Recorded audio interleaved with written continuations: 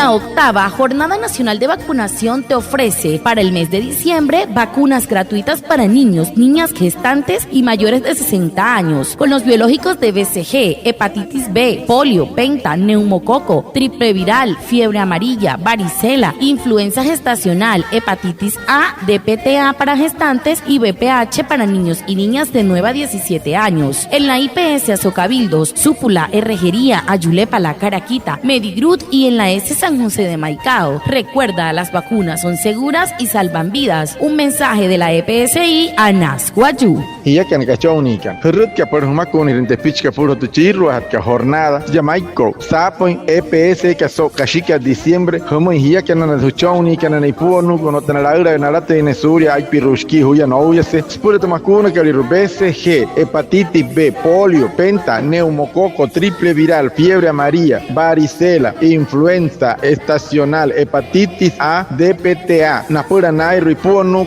o tamsi BPH, napura nahieu, que me quiere ser en huyas, en polo carra, no huyase. Ya solo IPS, caso cabildo, supura, Herrejeria, Ayurepala, Caraquita, Medigru, o tamsita pistat, Camaico. Red capa, no más con ir puchoni, cate no hi anena here.